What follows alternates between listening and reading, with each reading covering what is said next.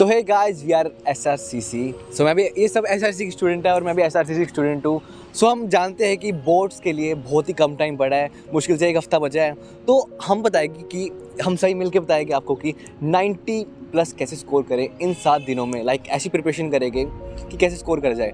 और अगर आपको कोई डाउट हो, मेरे से पर्सनली पूछना हो, तो आप टेलीग्राम पे पूछ सकते हो मुझसे ईजिली, या इंस्टाग्राम पे। तो हम सभी जानते हैं कि लास्ट कुछ 7 दिन ही बचे हैं, तो एक प्रेशर होता है बच्चे के माइंड में कि उसको कैसे टैकल करें। एक इतना सारा सिलेबस है, उसको कैसे प्रिपेयर करना है, तो उसके लिए क्या स्ट्रेटजी हो सकती है? Primarily you should be focusing on what you've done already.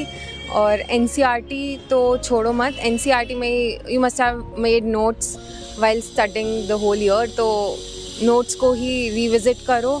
Maths के लिए अगेन सैम्पल पेपर उठा लो, एक सैम्पल पेपर कर लो, 2 सैम्पल पेपर कर लो, नथिंग मोर देन दैट। और अपना free time, I think it's important कि आप रिलैक्स भी उतना ही करो। फिजिकल एक्टिविटी ज़्यादा करोगे तो वो बेटर रहेगा, instead of relaxing using social media apps. Differentiating factor बीच में कि उनके पास हर एग्ज़ाम पेपर में सेम सेट ऑफ आंसर्स होंगे, तो अपने आंसर को आप कैसे डिफ्रेंशिएट कर सकते हो as compared to other students. I don't think कि नंबर ऑफ आवर्स इम्पॉर्टेंट है, efficiency is more important.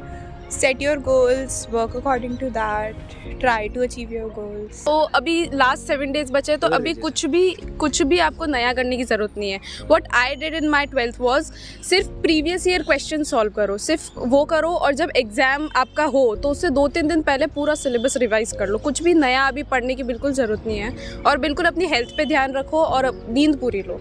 Sample paper solve करना सबसे ज़्यादा इंपॉर्टेंट है। मेरा दिसंबर से मैंने स्टार्ट किया था, दिसंबर, जनवरी, फेब तक रोज़ एक सैम्पल पेपर सॉल्व करो। और अगर आपने सिलेबस ख़त्म नहीं हुआ है तो रोज़ आप 1 घंटा दे सकते हो to learn something new. Otherwise पूरे टाइम आपको बस रिविजन करनी है एंड सैम्पल पेपर सॉल्व करने हैं। और पास्ट ईयर क्वेश्चंस तो बहुत इंपॉर्टेंट। ट्यूशन जाते थे इन दिनों में आप? नहीं, मैंने तो सेल्फ स्टडी करी थी, यूट्यूब से पढ़ा था। मतलब एक बार भी नहीं गए? नहीं, ट्यूशन बिल्कुल नहीं, बिकॉज मैं सेल्फ स्टडी बहुत इंपॉर्टेंट होता है, तो सेल्फ स्टडी पे ही काम किया और यूट्यूब से पढ़ा था।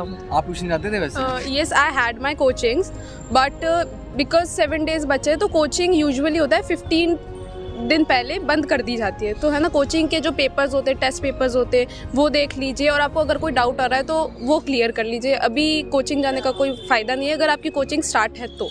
और एक जो है इस टाइम में, एक हफ्ते में क्या माइंडसेट रहना चाहिए? क्योंकि काफ़ी सारे बच्चे होते हैं ओवर कॉन्फिडेंट होते हैं। लाइक मैं 10th में था, मैं कहता था, सोच रहा था मेरे 90+ आ जाएगा। 10th में तो आए नहीं मेरे, सोचने से कुछ होता नहीं। तो एक माइंडसेट क्या रहना चाहिए? एक माइंडसेट ऐसा है, ज़्यादा ओवर कॉन्फिडेंट भी मत हो और अंडर कॉन्फिडेंट भी मत हो। बोर्ड्स सबके यूजुअली अच्छे जाते हैं, पर ऐसा भी मत सोचो कि हाँ मुझे सब आता है। रिवाइज, बस रिवाइज करते जाओ। टाइम मिले और रिवाइज करो और अपना खुद का ध्यान रखो। नींद सेक्रीफाइस मत करो, सबसे बेस्ट थिंग, नींद सेक्रीफाइस मत करो। मेरा तो ये फंडा है कि प्रिपरेशन इस लेवल की करो कि पेपर कैसा भी आ जाए तुम्हें ईजी लगे। तो मेरा तो यही था कि मैं कभी सेटिस्फाइड नहीं होती थी, मुझे और हाई लेवल क्वेश्चंस करने, कि कभी अगर 1 साल पेपर टफ भी आ जाए तो मैं ये ना बोलूँ कि पेपर टफ आ गया। इतनी प्रिपरेशन करो कि कुछ भी पेपर आए तुम्हें ईजी लगे। कि हम पेपर को लिखे कैसे? लाइक एक रटने वाली चीज़ें रखे, लाइक की पॉइंटर्स, या फिर खुद से बनाए, अपने आप बनाए अपने आप वहीं जाके।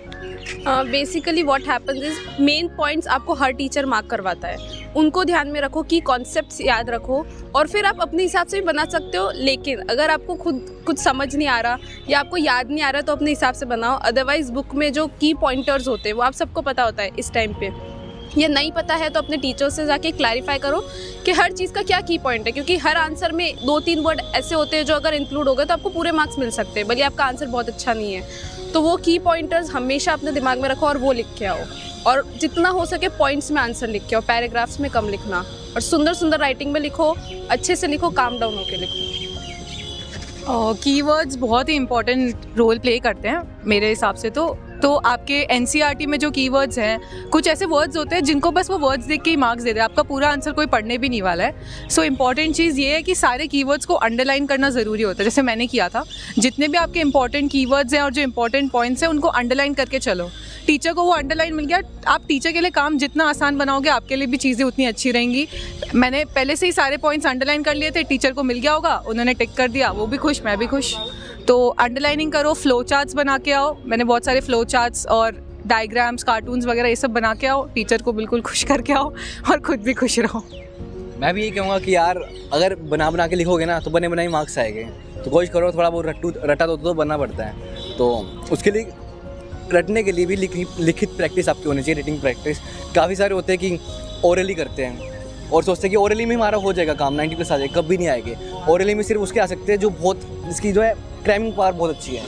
मेरे तो थी नहीं, तो मैं लिख के करता था, तो इसलिए तो मेरे तो 90 आ गए, 90+ आ गए। How to play with the psychology of examiner, like जो चेकिंग करने वाला पेपर, उसी साइकोलॉजी के साथ कैसे खेलें, उसकी मैच हो जाए कि अच्छा बच्चा है।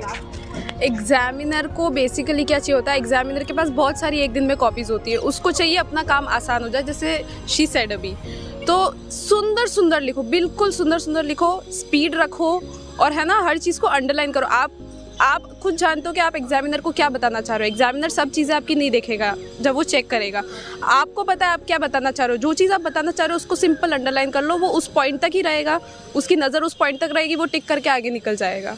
अगर आपने कुछ गाने वाने भी लिख दिया, ऐसे काम ऐसे करना मत, ठीक है। तो अच्छा लिख के आना, पर जो की पॉइंटर आपको लगता है बिल्कुल सही है, ये आंसर से रिलेवेंट है, उसको अंडरलाइन करके आ जाओ, वो आगे जाएगा ही नहीं एग्जामिनर।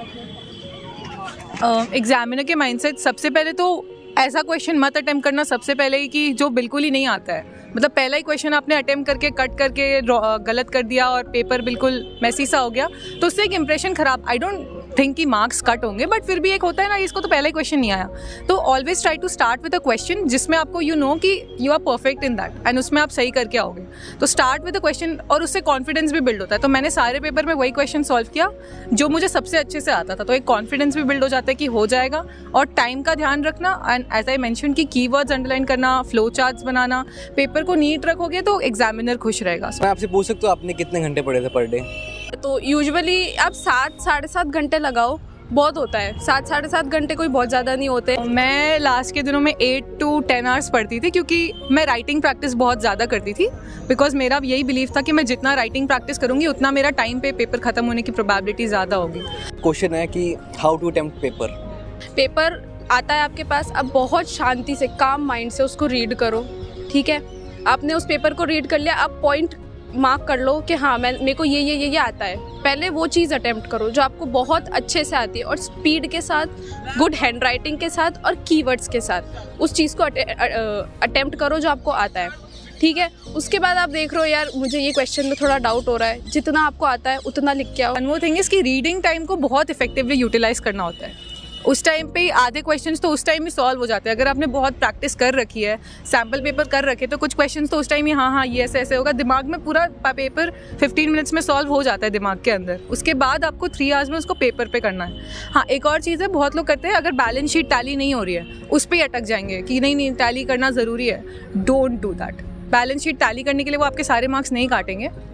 तो अगर कोई क्वेश्चन नहीं आ रहा है उसको छोड़ दो और नेक्स्ट क्वेश्चन पे स्किप करो। Never spend too much time. ऐसा हो सकता है 15-20 मिनट आप एक ही क्वेश्चन पे रह गए, उस चक्कर में आपका पेपर छूट गया। सो ये गलती कभी मत करना। Always stick on the questions which you know, and जो नहीं आता है उसको लास्ट के लिए छोड़ के रखो। अगर टाइम बचता है तो करो, then it's, otherwise it's fine. 5 marks के लिए आप 20-25 मार्क्स कॉम्प्रोमाइज़ नहीं कर सकते हो। बता देता हूँ कि मेरी तरफ से डिस्क्रिप्टिव पहले ही कर लो, क्योंकि MCQ बहुत फटाफट हो जाते हैं, ज़्यादा टाइम नहीं लगता उनको सोल्व करने में। डिस्क्रिप्टिव में थोड़ा टाइम लग सकता है, तो कोशिश करना। आपकी मर्जी है, उस पर भी डिपेंड करता है आपकी स्पीड पे भी। तो मैं अगर अपना बताऊं पर्सनली तो मैं डिस्क्रिप्टिव करूँगा, फिर बाद में MCQ। इस वीडियो का एंड करते हैं। आई होप आपको अच्छी लगेगी वीडियो। अगर और कोई डाउट पूछना हो तो आप कमेंट सेक्शन में लिख सकते हो और पूछ सकते हैं। तो मिलते हैं इसी के साथ किसी नेक्स्ट वीडियो के साथ। Thank you for watching.